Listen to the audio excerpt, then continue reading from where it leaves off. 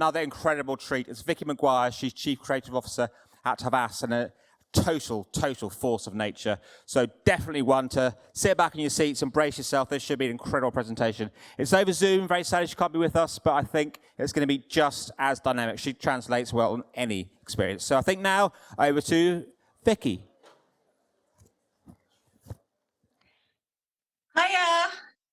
I love that. I translate well. I think that's hilarious. First of all, Jack, I mean, the slot after England get through. I'm impressed, mate. I think if everybody hasn't got hangovers, they should have. So thanks for the thanks for the intro.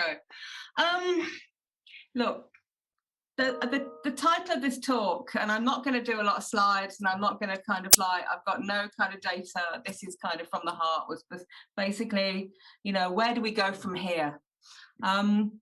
And really, all I was wanting to come and chat about is what I've learned over lockdown, and where I think that where I as a leader, as a creative are going, and whereas we as an industry could be going, which could lead us into a more interesting space. So I call this, if you like, Welcome to the Age of Honesty. Yeah, the last 18 months have been absolutely brutal. In my decades of experience, I've never had an 18 months like it, and I'm sure you will feel the same. I lost my mum to COVID in March, which was really, really difficult. But then some really interesting things have started to happen that I really want to hold on to as we come out of here. Right? Literally overnight, like the artifice that surrounds advertising, the smoke and the mirrors just went. Right, and we were stripped back. We found ourselves in like shitty rooms, in bedrooms, in kitchens, working with our partners, trying to preschool our kids. And even if we hadn't got them, some of my young'uns were working on ironing boards, and it kind of stripped a lot of stuff away. And we weren't, we're not equal in any kind of sense. It's great if you've got a home office and you're ready for things like that. But there was a certain amount of bullshit, really, that got stripped away. And I found myself having human conversations with really interesting humans, regardless of title, regardless of whether they're client or whether or not they're colleague. This veil was lifted, and I think it led to more meaningful conversations that I really want to hold on to, coming out of this. When real life invades our industry, I think only good can come. And it sounds really simple, and it actually is, but it really is amazing what this kind of transparency and honesty can do for our industry. I'm a working class woman with no background in advertising, and I've always felt like an outsider. But really, probably for the first time in my decades-long career, I found that with everything stripped back, call it my imposter syndrome, call it my my outsider syndrome, whatever it is, I felt a lot more comfortable in that honesty. And really, it didn't matter whether or not you'd got a ridiculous title or whether or not you were managing £1 million budget. Nothing was going to come and stop your cat from crapping on the rug in the middle of a Zoom or a pitch, right? And I actually really like that, because it was smart people talking to other smart people about solving problems or about creativity and real life rolling in. And I think that is really important. This honesty and integrity is, can it come out of our Zoom and our home lives into our industry and beyond? And I think it's going to have to. right? Because I think when you look at what some brands are doing, COVID has shone a light into every single corner of our kind of being, if you like, and brands, have been equally under the spotlight. We do this thing right at Havas. I'm gonna have to read it because of stats and I can't remember numbers. It's called the Meaningful Brand Survey. You might have heard of it. We've been doing it for years, right? And we found this year, that brands found that consumers are entering a new age of cynicism. 71% of people have little faith that brands will deliver on their promises, right? Worse, only 34% of consumers believe that companies are transparent about their commitments and promises. Brand trust is at an all-time low, which I find incredible, but actually really quite exciting for where we're going forward, because we should use this ridiculous fucking time that we're going through as a reset, not just personally, not just as an industry, but brands and beyond. And I think that stats like that don't lie. I mean, that's like massively, a wake-up call for our industry. People are just surrounded by what they perceive as broken promises and fake news, if you like. And it's up to us as kind of advertisers and marketers and humans, really, to start to dispel that.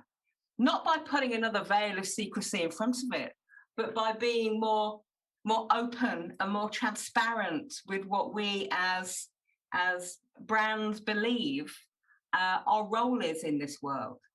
And I think brands that have navigated this batshit crazy time really, really well, and it was really interesting listening to Jack from KFC, are brands that know their DNA, if you like, and they know their place and their role in the world. Yeah, and I think that I think this is a time that brands should start to kind of look internally, strip back that kind of artifice, realize the conversations that you're having with your consumer and your colleagues and what levels they're on. I mean, Jack was talking about kind of like social being a crucial platform to be able to test where you can stretch your tone of voice. And much as I would have loved a roasting for my cack-handed KFC attempts, equally, consumers are roasting us, brands, when we get it wrong, and we deserve that shit. So I think it's really, really interesting. And you can feel the kind of like, there's an energy at the moment, which we really do need to start to ride and get ourselves on the right side of. What else were we talking about? Oh, and there's that thing, isn't there? There's that, it's not just COVID, right? But I think as agencies, we have to be honest with ourselves, right? We talk a really good game. We are the masters of smoke and mirrors. And for decades, we've sold that stuff. Yeah, but let's start to strip back and have a look at ourselves as agencies, with our colleagues, and just work out exactly how much of that is smoke and mirrors and how much of that we really do need to build on. I think we talk a really, really, really good game as an industry and as agencies around DE&I, right? But what are we really doing? We've done the surveys. We don't need another survey to tell us to get our shit together and to get our houses in order. We really should be kind of like getting our own house in order before we kind of like roll out and talk to our brands and going, no, mate, you should be doing this. Like I said, this 18 months has given me a renewed sense of my own voice and the confidence, is confidence the right word? But the confidence to talk to colleagues and clients and the wider industry in a very more open and honest kind of way. You know what I mean? This is, you know, we as marketers and we as brands should be able to say, this is us, this is what we believe in. Take us or leave us, to be perfectly honest. We shouldn't go chasing the next trend if it's not where our brand or our DNA lead us. I think, you know, we've seen a lot of that over COVID. I've been chased around social over COVID by cheeses telling me to stay at home and eat cheese on toast. Fuck off, read the room. Yeah, there's something very, very, very special going on at the moment, and we really do need to realize that this time will maybe not come again.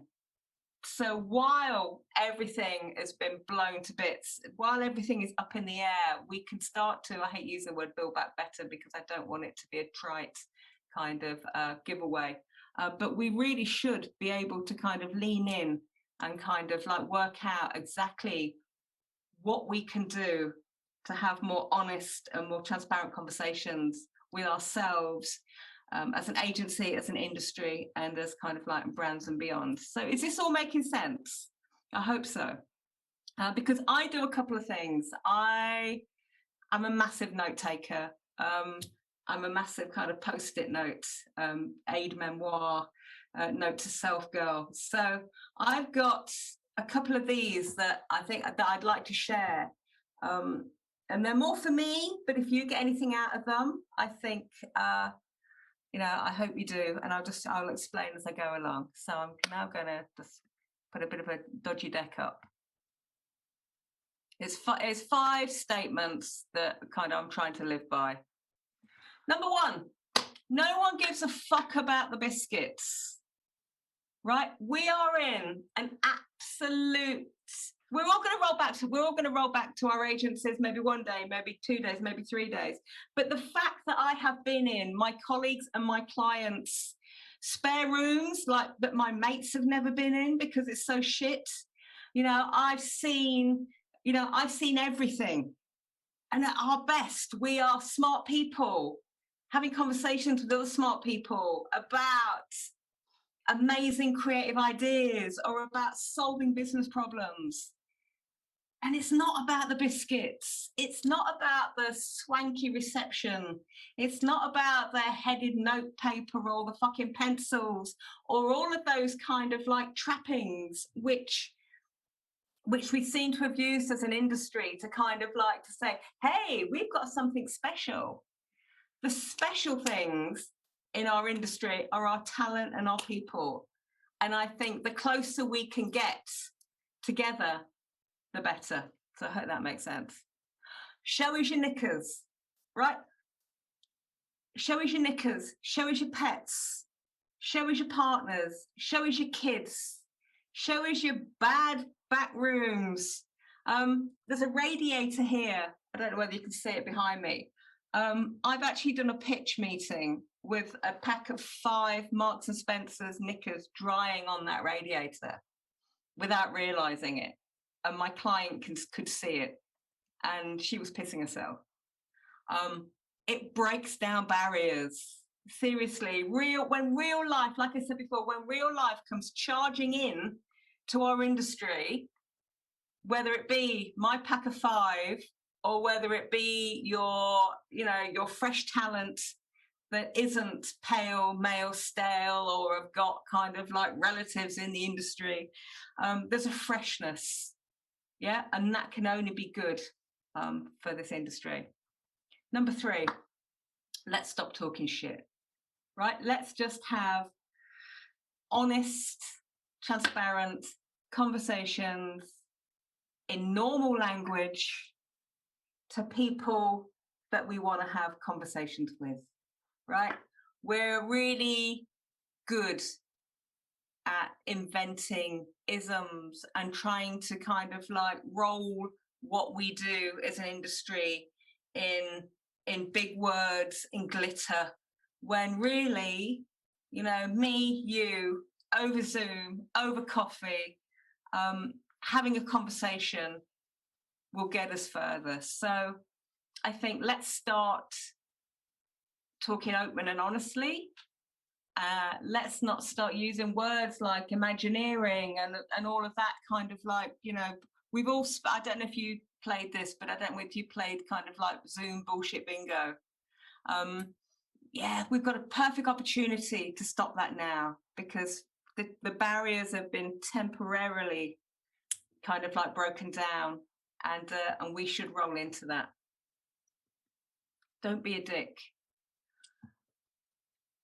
Read, if you can, read Zoe Scarman, read Cindy Gallop, read Sue Higgs on bullying, read Zav Rees and Creative Equals on press pause.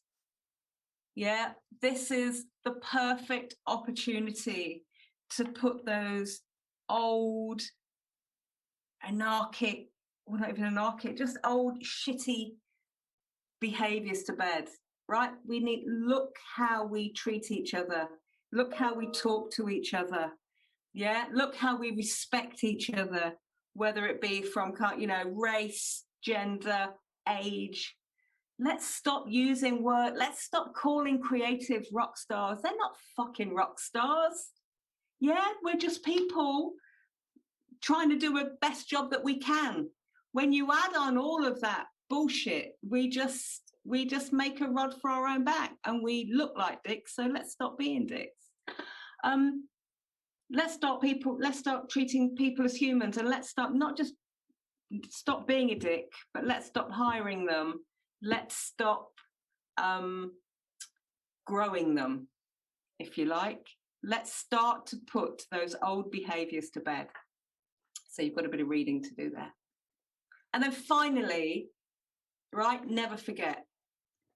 This has been, like I said, this has been a brutal 18 months. I've had a really hard time. I don't like being shut in my attic over a screen. I've made the best of it. There are some horrible things that have happened. Like I said, I lost my mum, but there's some brilliant stuff that's happened as well. I genuinely believe that I have got closer and have had more meaningful conversations. And I don't want to lose that. Yeah. This is 18 months of sheer hell, and we should be looking back on this in the next 10 years and going, right, remember when we knew that we could work from home. Remember when we knew that we could actually work with talent from different places. When we knew that we could fit round, with a bit of practice, fit round kind of like, children, relatives, caring and carers. Let's not forget that.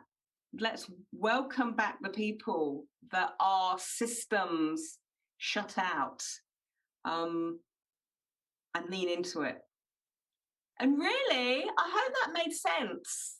And I'm sorry I couldn't be here to kind of do this in person, because I'd love to see your hungover faces.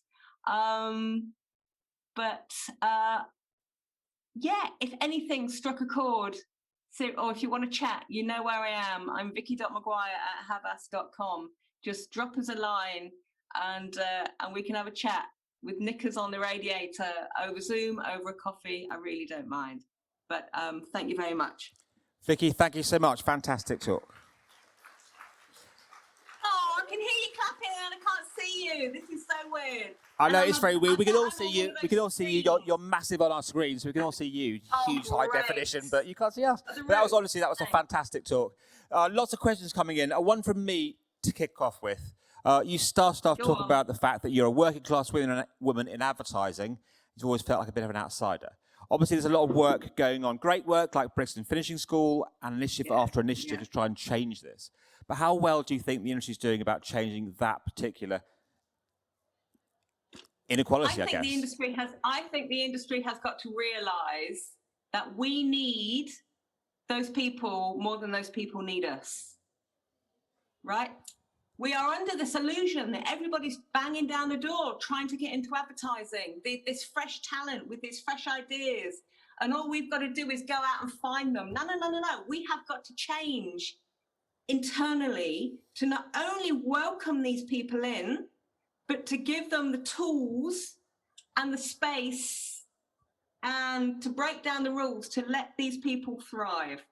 There's a really very quick, I always nick this as my own, but it's not, it's a friend of mine, Sam Brooks. Sam Brooks, same, working class girl from Manchester, came down to London, did an amazing piece of work, and her clients and her agency wanted to take her out for a really posh meal. So she's a bit like, you know, her favourite's Nando's, but whatever. And they went to this place and they handed her the wine list and said, oh, the lady will choose. And Sam's looking at it and not even knowing what, you know, what goes with what. And the maitre d' came along and said, shall I send the sommelier over? And she's like, yeah, mate, we'll have 4 bottles of that. Right? And it's a little thing, but it's actually a big thing. You know, we cannot, I don't want Sam to change. You know, I don't want her to try to fit in and develop a set of skills and a set of language that is alien to her talents. So we've got to realise that, to be perfectly honest, we've got a lot of changing to do to be able to harness this talent that is only going to go off to somewhere else if we don't welcome it and help it thrive. Does that make sense? Makes perfect sense, thank you. You get a big clap here. Just so you know, you get a big clap and you're getting big laughs. So I'm translating back to you, this packed room. Yeah, so, question here from Sophie, who asks, I totally get everything you're saying, but what damage has been done to the creative process during this period? And I guess what she means is, you know, people haven't been able to get together. People haven't been able to sit and brainstorm in person. Oh, I think, honestly, I worry about the kids, listen to me, I can call you kids because I'm really old. I worry about the young talent coming into this industry. Yeah, I'm a massive believer in osmosis, in a way of kind of like, of growing and you know, I've worked with the best, I've learned from the worst. And what I don't want to happen is that we have a generation of youth, of talent that have had to kind of try to figure stuff out themselves because you know, their kind of like osmosis stream, if you like, has been cut off. So I'm in the office as many days as I can. Everybody knows it. They know where I am. They know they can come and have a coffee. They know me. I'm on call for whoever needs me, especially, you know, if you're a junior and you want to kind of like chat an idea. But the beauty about this is when my juniors call me and they see this shitty place, they're so disappointed. They're like, shit, Vic, we thought you'd have a lot better office than that. And I'm like, no, I hate working from home. Again, that barrier has come down. So we are just creatives talking about a creative idea. We are not kind of like a CEO with fucking epaulets or whatever comes with that title, talking to a junior creative. So that has got to be a good thing. But I do worry about the youth coming up. Thank you. Question here from Alice. She says, you mentioned the issue with don't being a dick and people to talk to, and we've seen the quite horrifying catalogue of things that happened to Zoe Scanlon this week on social media. Do you think this industry can, in capital letters, ever change?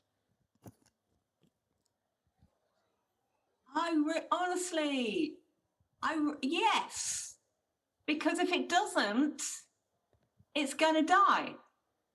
Right? And all those old behaviours will die with it. But we delude ourselves to think we are at the cutting edge of culture, right? And we're not.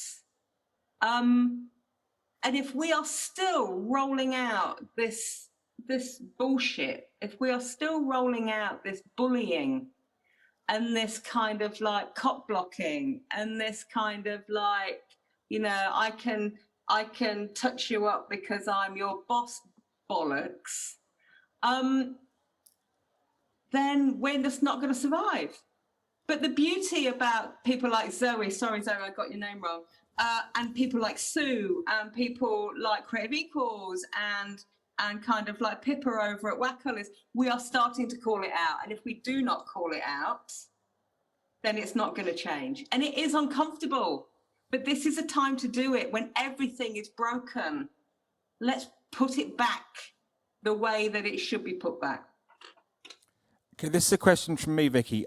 related directly to that, we saw with the Me Too movement what happened, and what changed was brave people coming out and talking, but then talking loudly through the press, through the national press and broadcast press that amplified the story. So what's going to happen in our industry, in advertising, to have the same impact? You talk about the need to change, but how is this really going to happen, do you think? Do you know what? I think it's going to happen with one, it's not just putting your hand up, it's what your organization does as a response, right? So instead of happening, one person at a time, it's going to happen 2 people at a time. Somebody's going to tell somebody in authority, and that person is going to do something about it. Yeah, and it's not, we've got NABs, we've got kind of like we've got our own time too.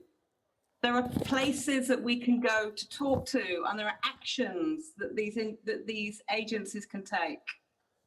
And we just need to listen and not to make excuses.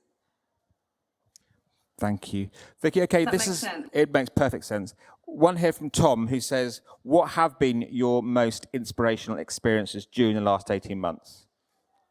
I guess he means, you haven't been out in the real world. How have you found the inspiration you need? Do you know what? I mean, there's a couple of things. I started Havas in January, and in March we were in lockdown. Right? So being able to throw my arms virtually around my new department, a good 3/4 that I'd never met, gives me the confidence to say that ideas are everything, right? And good creativity doesn't need, there's no barriers if you make it like that. But I found my inspiration. There was a point where I needed to dig into the past. I watched loads of stuff that I'd rewatched before. I'd read books I'd read before because I almost wanted to know how they ended. Does that make sense? Total sense. But now I literally through the kind of like the mates' recommendations have taken me on journeys that I would have never gone on before. Yeah, I now love a different type of music. I've now gone and seen, different types of art. I'm now eating stuff I'd never eaten before because basically, fuck it. I just want to hoover absolutely everything up. I can't wait to go and see a live gig because I'm going to be like I was when I was 18. I'm going to be at the front, squashed. Again, it's going to be right in the mosh again because I don't want to waste any experience. I think we all are that, Vicki. We're coming at the end of time. Lots of amazing talks. Thank you coming through on the app, and loads of questions. But I'm going to pick this one last question because it sort of touches me as well. From Aisha, who asks, "You're a seasoned creative. What of all the new, exciting digital tools and techniques are you actually excited about anyway?" Anything that gets me closer to a meaningful conversation with my consumer, I'm absolutely all for. I mean, like Jack, the speaker before me was talking about, I'm so envious about their tone of voice over social and the fact that they can use sarcasm and take the piss out of their consumers and they come back for more. I love that. But personally, I can lose a couple of hours a day to TikTok. I don't know why. It's like crack. And I know I'm probably one of the oldest ones on there, but God, there's some stuff on there that just makes me howl. Yeah. So I try it first. So there you go. Vicki, thank you. And the audience likes your TikTok is crack analogy. So thank you so much. We really wish you were here with us, but thanks for taking the time. You've been amazing as always. Vicki Maguire, thank you so much.